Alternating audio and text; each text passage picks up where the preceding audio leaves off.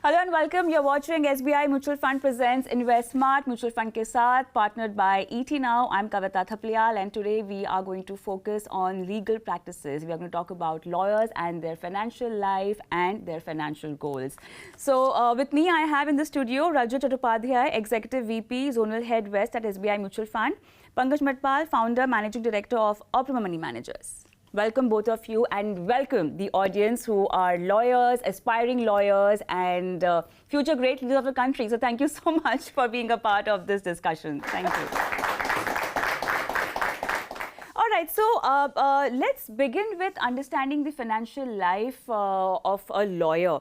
Specifically, you've been with a lot of clients. You have clients, across sectors and spaces. I want to understand, how do you deal with the income irregularities? And because of that, the investment irregularities that lawyers would have. How do you deal with it? Kavita, see, first thing, there may be some lawyers who are employed. Okay. So for them it's a fixed salary. Okay. And there are lawyers who are practicing. Sure. So if we focus on that segment, means lawyers who do not have even cash flow. So sometimes they get more, sometimes they get lesser income. So most important, first you have to see that what minimum you require every month. So that at least you plan for that.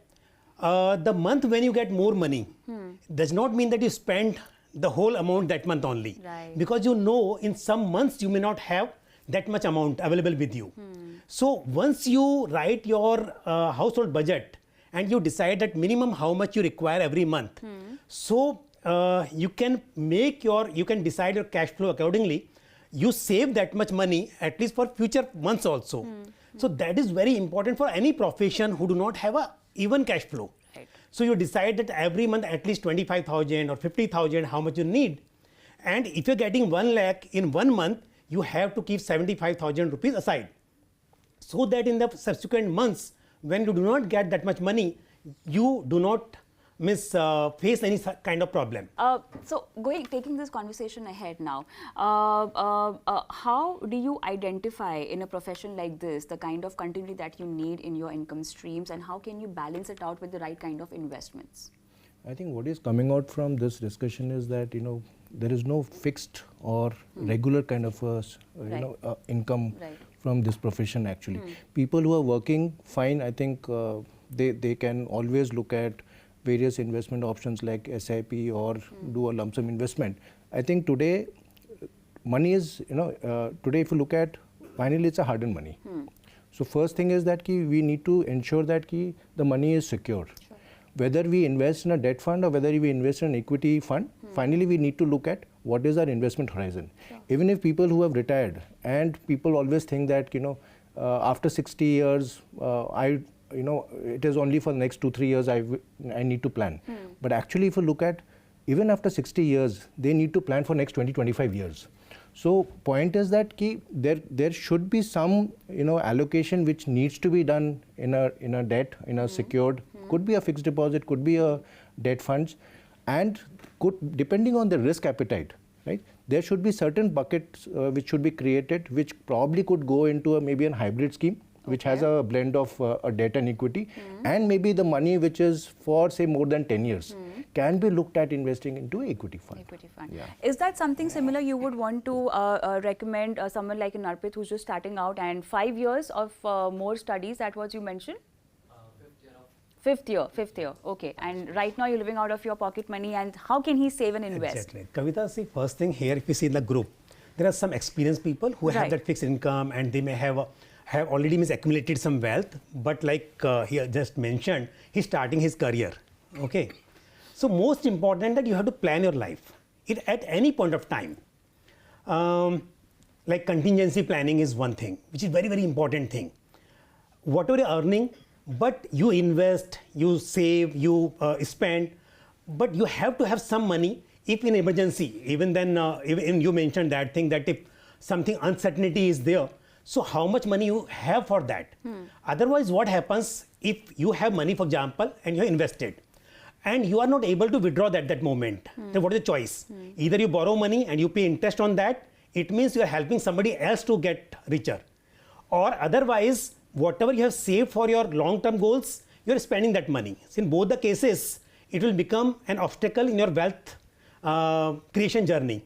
So important is that you have to plan out accordingly your short-term goals, long-term goals, your health insurance, your contingency planning, your planning for different goals. So basically financial planning does not mean only investing. Sure. It is basically managing your cash flow today as well as planning for your future financial goals. So that is why you have to decide this, and based on that then what kind of assets, what schemes, what Rajat was mentioning just now, whether debt, equity or whatever it is. So that is the second part of that. Anyone has a question on budgeting, or maybe how should your investment portfolio be divided into contingency fund and proper long-term, short-term investment? Anyone? Yeah, sure. Hi, my name is Chelsea Das. I'm also probably much newer into the profession compared to a lot of the people sitting here. My question is, as a young lawyer and someone who's just started working maybe a year ago, how is it that we are supposed to, obviously right now we're not earning as much as we will be earning in 10 years. So is there some kind of percentage that we need to look at to invest, and does that percentage grow as we grow, or does it stay the same? I think first thing is, I think what is important is that investment horizon is very important. Okay. The moment you decide in terms of that this is my surplus, I need to invest, one is that for what time period? For what time period do you want to invest? Will you be taking money out of that investments, or you want to just keep investing? No, I'm actually looking at investing for the long run. So. Okay, fine. So which could be like 10 years or 15 years, Correct, or it could be more. Okay. So once that is decided, Okay. I think the best product or maybe an asset class which can be looked at is an equity. Definitely. And I'll tell you a reason why. Today when we look at, say, a stock market, okay, could be a mutual fund, could be a stock market, okay. So in last 40 years or 50 years, okay, one is that you would definitely look at expectation of a return. Okay. The second part which you would always look at, what is the risk in that? Okay. If your risk appetite is very clear that okay, I can take a moderate to aggressive kind of a risk, since you said that it is a 10-year kind of a tenure.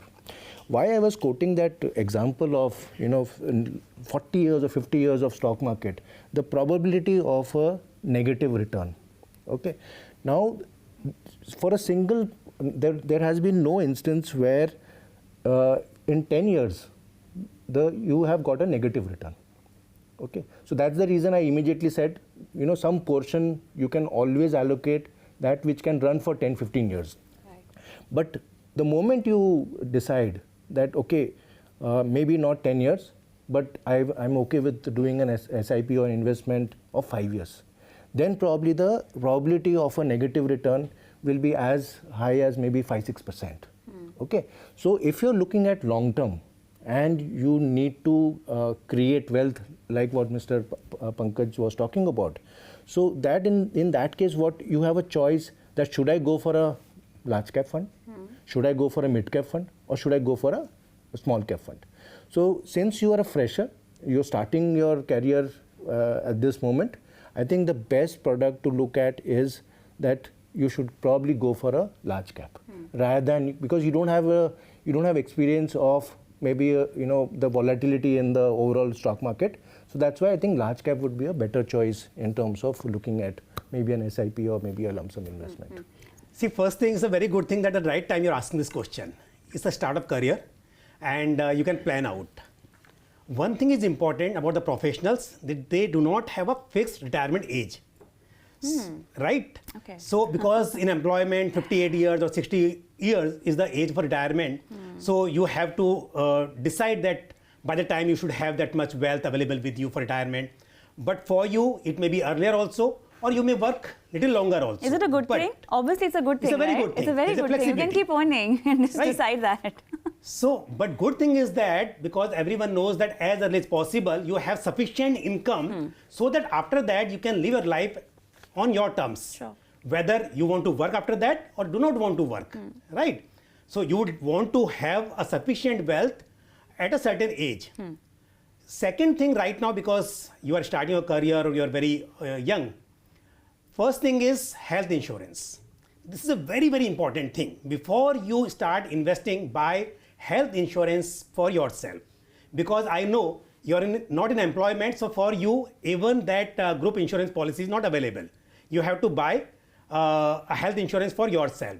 In the absence of that, you can understand if you're saving money for something else, that may be spent for hospitalization if required, correct? That situation should not arise. You should have a health insurance with the adequate sum insured.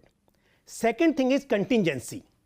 See, apart from that also there could be something urgent may come. So for such things, some amount, which ideally we say 3 to 6 months of your household expenses you should have. So as you mentioned, you know that how much you spend every month roughly. So accordingly, first you build that. For that, whether you have RD or you start making FDs or otherwise, in mutual fund there are some low risk schemes are available. For example, liquid fund or ultra short duration fund, short duration fund, this kind of debt oriented mutual fund schemes. So first build some corpus for that. So you had some question. My name is Advocate Praveen Singh. I came into this field just last year itself. Before that, I was into field of teaching. So I had my fixed income, and accordingly I had planned some investment. My SIP is already there, and I live in a joint family. So other members are also earning. So what we have done is jointly we have owned quite a number of property. But now when I'm coming to this field, what I've noticed is earlier I was having fixed income, but now my income is not fixed. Correct. On the contrary, if you will see whatever I was earning earlier, now it is much less. Okay. So my question was that SIP which I had planned, earlier it was big amount. So should I lesser the amount or should I do some, means what changes I can do? Yeah. Usually expenses are according to income. So because your fixed income is already set, okay. So now when you have income, you have to decide how much you can save. If you feel that you are finding it difficult to save that much what you were doing earlier, so there is no problem.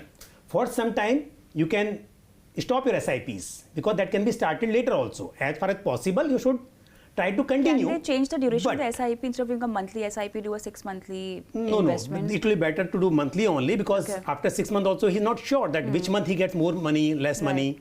But you analyzed, right, that your expenses can't be cut down. That's a fixed cost and that is the most important thing. Sure. First you should try that also. If you can cut your expenses. So, but if that is not possible, so you know that what is minimum expenses and what you can save. So at least you should continue with that money, that if you are investing earlier 20,000 per month or 50,000 per month, whatever it is, and you want to make half of that, you do that, no problem. But whenever money, means you get more money, because as there is an uneven cash flow, in any month when you get more amount, that month you should top up in the same folios. Right. So it should be comfortable. There should not be stress on you because if you do not have fixed income and the fixed SIP is there, unnecessary that will give you stress. So what you should do in that case, minimum how much you can save, you do that best possible way, and whenever you get more money that month, you should top up that. All right, so on that note, let's take a quick break, but then financial planning for lawyers, more after this break.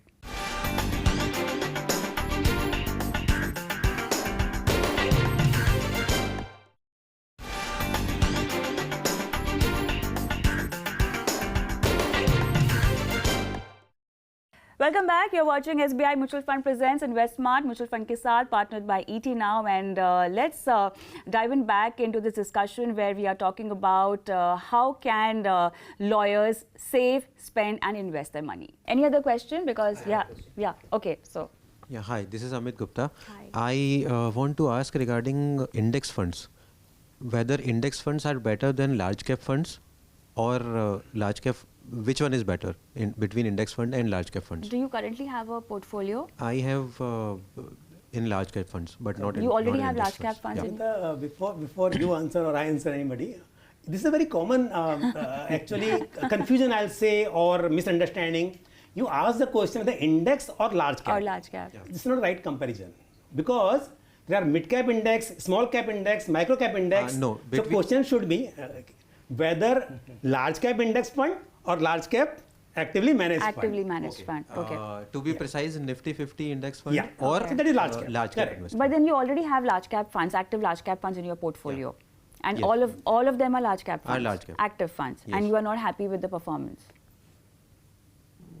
No, but risk to reward ratio is better, so I'm happy with the performance. But And still, I want to switch some money to index funds, whether it will be a good idea. Large cap index Nifty fund. 50 or Nifty 100? 50 or that's a Nifty very 100. interesting question, because all of them over here are just asking about starting out and maybe saving that money to start investment, and he's already started his journey. So you're an established lawyer and in this profession since quite a long time then.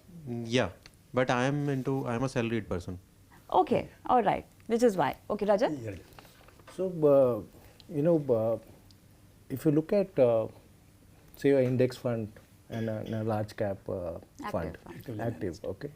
Basically, index funds are passive funds. So, what they do is they replicate the underlying assets in that basket, okay. So, if it's Nifty 50, the composition is 50 stocks. So it's replicating the index in terms of the overall. So whatever the fund or whatever the stock gives you return, less expenses, you get a return. Okay. What happens in an active large cap fund? So here the fund manager has the flexibility in terms of deciding on the overall proportion of the stocks or the percentage of stocks he would like to hold. So it could exceed, it could go up and down in terms of his overall understanding. So what normally a fund manager does is that he will always try to beat the index.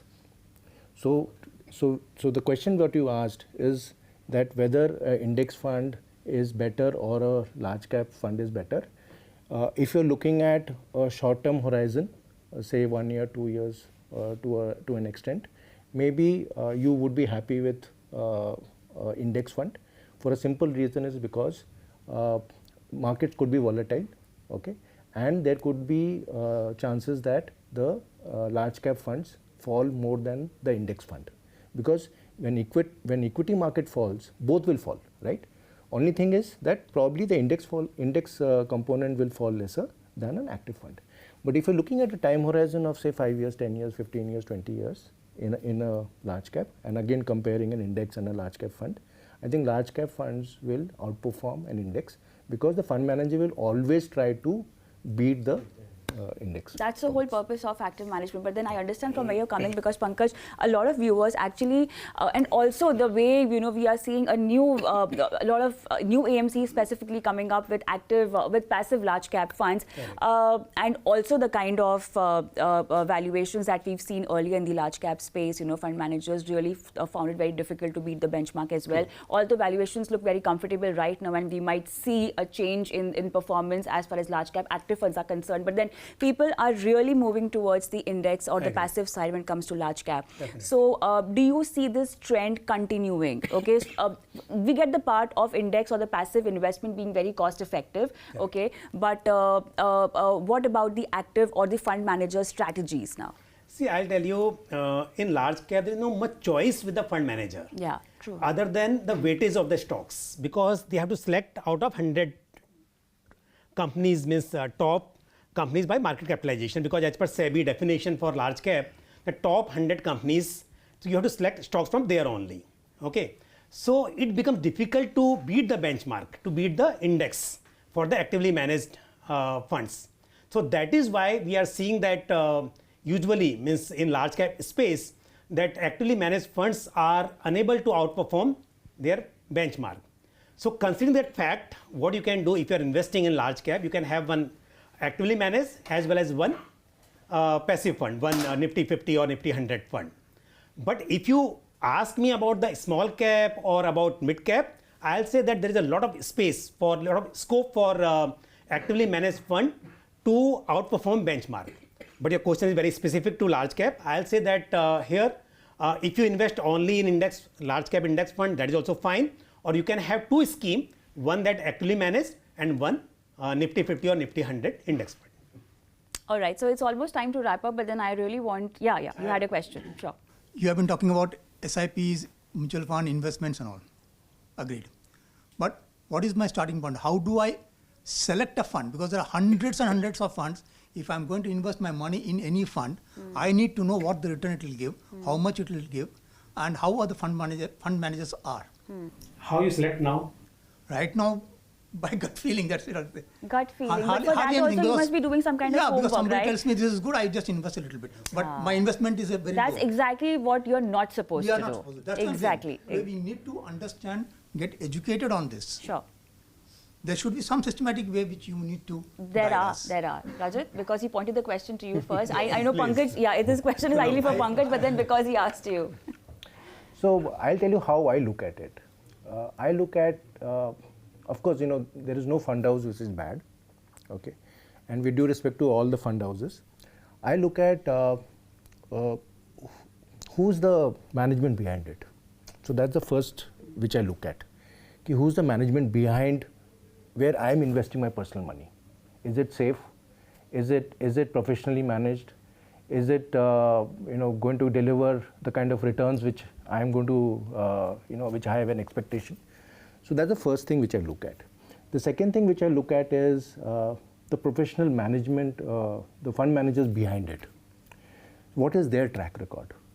What kind of a performance they have delivered, if at all they are managing, say, XYZ fund, right? So that's the second thing which I look at. The third thing which I look at is that if I need any kind of a support, if I need any kind of a service, do I have enough network in terms of servicing my investors and distributors? That's the third thing which I look at. So broadly, if I can answer this, I think for me management is very important, because in the past we have seen there are a lot of probably problems or areas where things have gone wrong. So for me that is very important. That's my personal view.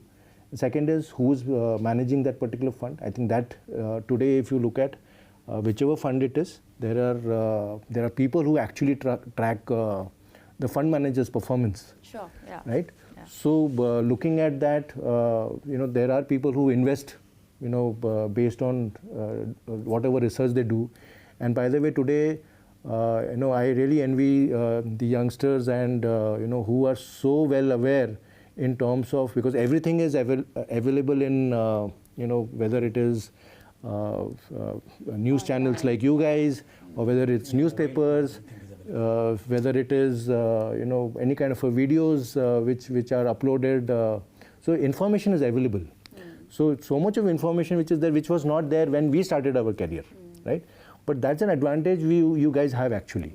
So broadly, I can say this, that look at that who is behind, because today you are giving your hard-earned money, right? So you have to look at, who is the person or who is the company, who is the organization who is behind it. I think that can help you in terms of deciding. All right. So plan, budget. I think that will be all on this session. And asset allocation. And asset allocation. So it's earn, invest, save, and then spend. Thank you so much for being a part of this. Thank you, Pankaj and Rajat. And that will be all. Thank you so much for watching. Goodbye.